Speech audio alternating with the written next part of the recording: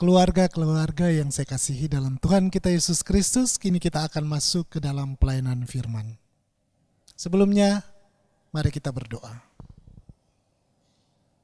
Tuhan Yesus, Allah kami yang hidup, kembali kami datang menghadap hadirat-Mu dengan penuh ucapan syukur.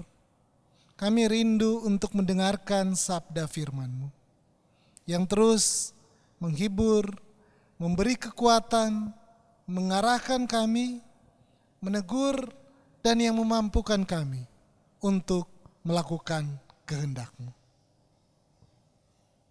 Biarlah firman yang akan kami baca ini boleh menjadi firman yang hidup dengan pertolongan Roh Kudus yang akan memampukan kami bukan saja memahami, tapi juga mampu melakukannya dalam kehidupan keseharian kami. Ya Roh Kudus, perlengkapi dan memampukan hamba-Mu untuk menyampaikan berita firman sesuai dengan kehendak-Mu. Doa ini kami bawa dan alaskan hanya di dalam nama Tuhan kami Yesus Kristus, Sang Firman yang hidup. Amin. Bagian Alkitab yang akan kita baca dari 1 Petrus 1 ayat 3 sampai dengan ayat yang ke-9. Saya akan bacakan bagi kita. Terpujilah Allah dan Bapa Tuhan kita Yesus Kristus, yang karena rahmat-Nya yang besar telah melahirkan kita kembali oleh kebangkitan Yesus Kristus dari antara orang mati kepada suatu hidup yang penuh pengharapan, untuk menerima suatu bagian yang tidak dapat binasa, yang tidak dapat cemar, dan yang tidak dapat layu, yang tersimpan di sorga bagi kamu, yaitu kamu yang dipelihara dalam kekuatan Allah karena imanmu, sementara kamu menantikan keselamatan yang telah tersedia untuk dinyatakan pada zaman akhir. Bergembiralah akan hal itu, sekalipun sekarang ini kamu seketika harus berduka cita oleh berbagai-bagai pencobaan.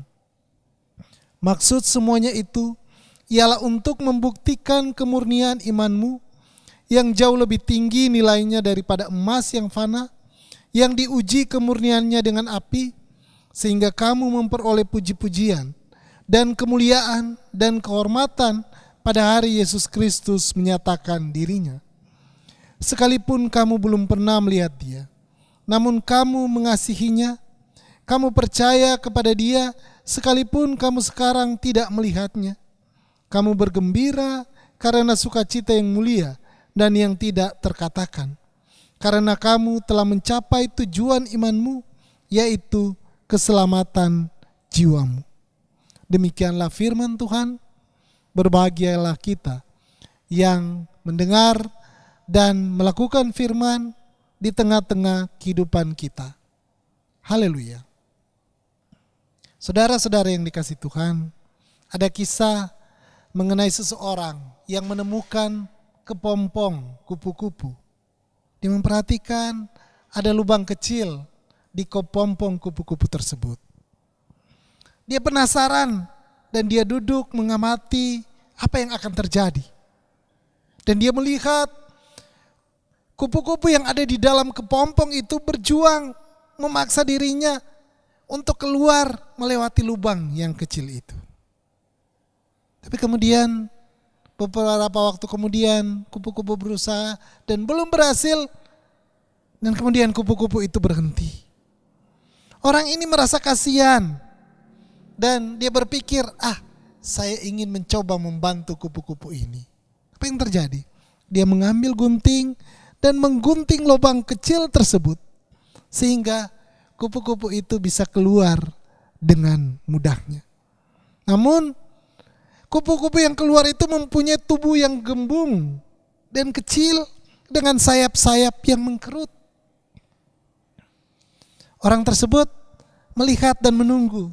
Mudah-mudahan tubuhnya bisa segera seperti kupu-kupu yang normal dengan sayap-sayap yang mekar dan melebar sehingga akan segera terbang.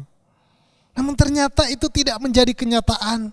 Kupu-kupu itu tetap saja tubuhnya seperti saat dia keluar dari kepompong tersebut. Dan akibatnya kupu-kupu itu tidak pernah bisa terbang.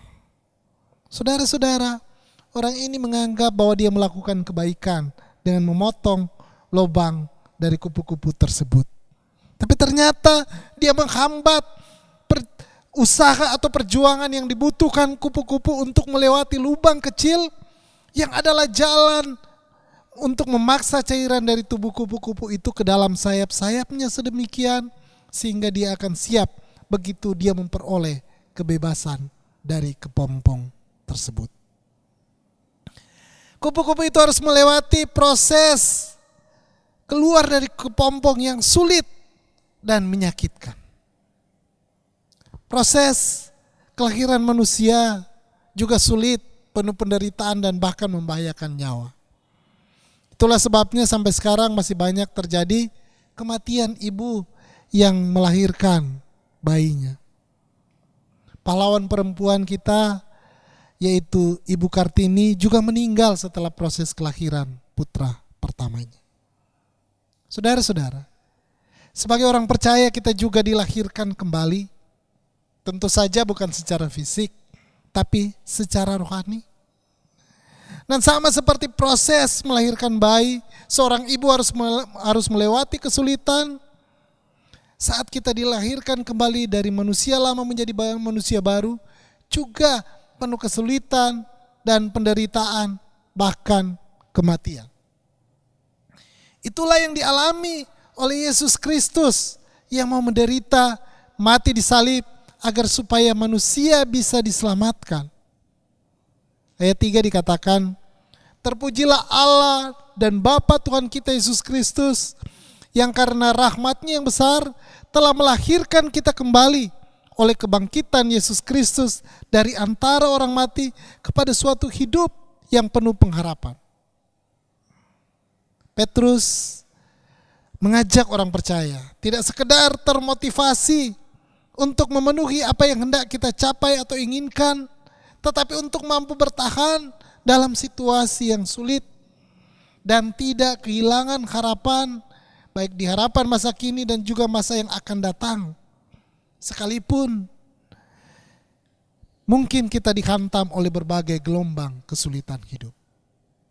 Apa rahasia hidup seperti itu? Sederhana saja, yaitu pengharapan di dalam Kristus.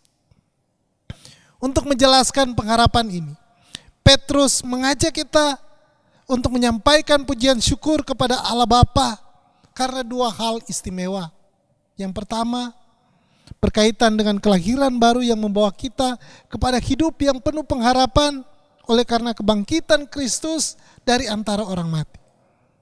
Artinya, kebangkitan Kristus adalah penyebab dan sumber dari kelahiran baru kita untuk kemudian menjadi umat dan keluarga Allah. Inilah dasar dari pengharapan kita. Dan yang kedua, tentang bagian atau warisan yang tidak dapat binasa, tidak dapat cemar, dan tidak dapat layu. Warisan kita ini jauh berbeda dengan semua harta dunia yang pasti akan rusak. Warisan yang kita dapatkan dalam Kristus itu sifatnya kekal, tidak tercemar, dan penuh dengan kemuliaan. Mengapa? Karena semuanya itu disimpan Allah di sorga, di mana ngengat dan karat tidak akan merusaknya. Petrus memberikan jaminan bahwa dalam kehidupan ini kita dijaga melalui iman dengan kuasa Allah, sehingga kita tidak perlu takut. Hal ini tidak hanya menjadi warisan untuk masa depan kita di surga yang aman, tetapi sekarang di bumi ini, di saat ini, kita akan terlindungi melalui iman di dalam Kristus, dijaga, dipelihara, dan diselamatkan. Alasan-alasan inilah yang seharusnya membuat kita mampu bertahan, bahkan dalam situasi yang paling sulit sekalipun, tidak menyerah pada situasi sulit, sebaliknya bertahan di dalam pengharapan. Karena Kristus sendiri melalui kebangkitannya dari antara orang mati telah mengatasi dan mengalahkan situasi yang paling sulit dalam kehidupan ini.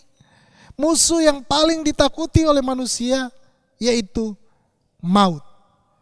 Dan sekarang kemenangan itu, kemampuan untuk bertahan bahkan mengatasi kesulitan itu diberikan juga kepada kita, kepada setiap orang yang telah dilahirkan kembali di dalam Kristus sendiri. Saudara-saudara, sebagai bagian akhir dari renungan ini, seperti biasa ada pertanyaan. Dan pertanyaannya, sebagaimana manusia baru, bagaimana cara kita menghadapi situasi sulit saat ini dengan pengharapan di dalam Kristus.